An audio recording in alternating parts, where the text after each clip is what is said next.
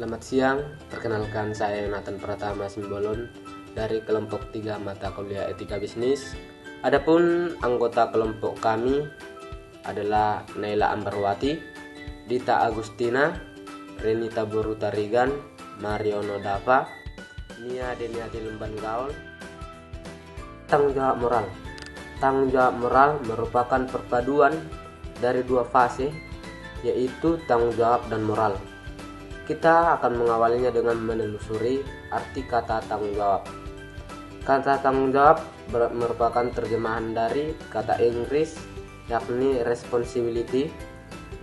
Dari etimologinya, kata responsibility merupakan paduan dua respon. Artinya jawaban, dan ability berarti kemampuan. Kalau arti dua kata ini digabungkan, maka arti sederhana tanggung jawab adalah kemampuan seseorang untuk memberikan jawaban atas sebuah pertanyaan. Sedangkan kata moral berasal dari bahasa Latin, yakni mos mores, yang artinya adalah adat istiadat. Baiklah, akan dilanjutkan oleh teman-teman. Aspek-aspek tanggung jawab yang pertama itu adalah kesadaran, kedua kecintaan, ketiga keberanian, dan keempat kewajiban. Terdapat tujuan dan fungsi moral, yaitu untuk menjamin terwujudnya harkat dan martabat pribadi seseorang kemanusiaan, untuk memotivasi manusia agar bersikap dan bertindak dengan penuh kebaikan dan kewajiban yang didasari atas kesadaran kewajiban yang dilandasi moral, untuk menjaga keharmonisan hubungan sosial antar manusia karena moral menjadi landasan rasa percaya terhadap sesama. Membuat manusia lebih bahagia secara rohani dan jasmani karena memiliki fungsi moral sehingga tidak dirasakan menyesal, sakit batin, dan perasaan berdosa atau kecewa. Moral dapat memberikan wawasan baik sanksi sosial maupun konsekuensi dalam kehidupan sehingga manusia penuh dengan pertimbangan sebelum bertindak.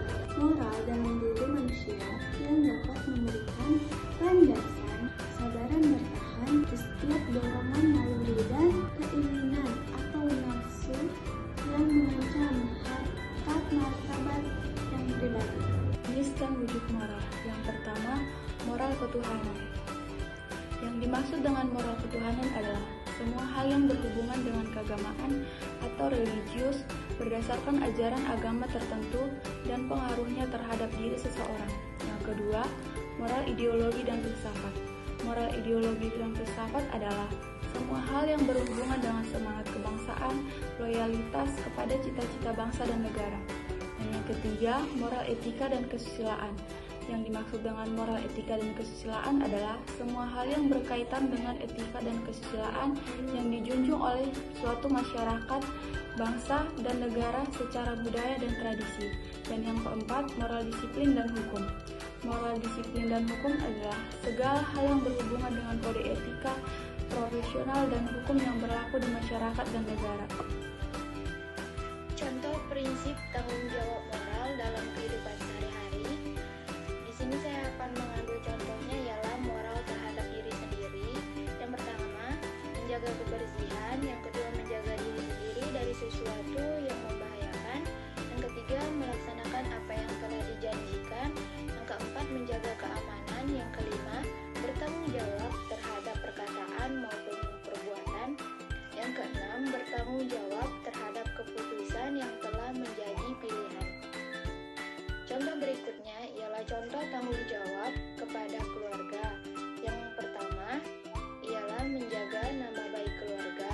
Yang kedua, menjalankan peraturan yang berlaku di keluarga. Yang ketiga, memelihara kebersihan, kenyamanan, serta keamanan rumah. Contoh tanggung jawab berikutnya ialah contoh tanggung jawab moral dalam masyarakat. Yang pertama, berpartisipasi dalam kegiatan masyarakat seperti menjaga kebersihan lingkungan sekitar atau menjaga keamanan dan ketertiban.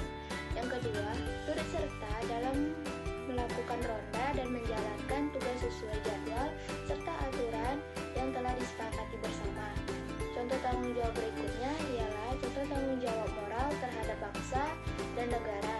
Yang pertama ialah mencintai tanah air, yang kedua menjaga kesatuan dan persatuan, berbagai perbedaan budaya dan bahasa lainnya. Nah, contoh terakhir ialah contoh prinsip tanggung jawab moral terhadap Tuhan dan agama. Yang pertama ialah menjalankan perintah Tuhan dan agama serta menjauhi larangannya. Yang kedua, mensyukuri apa yang telah diberikan oleh Tuhan, entah itu berkaitan dengan rezeki ataupun hal-hal lainnya. Kesimpulan dari prinsip-prinsip tanggung jawab moral dan situasi konkret dapat disimpulkan bahwa setiap individu memiliki tanggung jawab moral untuk mempertimbangkan prinsip-prinsip moral secara rasional dan bertindak sesuai dengan nilai-nilai etika yang berlaku dalam situasi konkret. Prinsip-prinsip moral tersebut dapat berupa prinsip kejujuran, otonomi, saling menguntungkan, keadilan, dan integritas moral. Dalam konteks bisnis, prinsip-prinsip etika juga dapat membantu dalam menciptakan lingkungan bisnis yang kesehatan, berintegritas. Selain itu, hati nurani juga memainkan peran penting dalam menentukan keputusan moral praktis yang memberitahukan kepada manusia. Dalam situasi konkret, individu harus mempertimbangkan prinsip-prinsip moral dalam bertindak sesuai dengan nilai-nilai etika yang berlaku untuk memastikan tanggung jawab moral terpenuhi.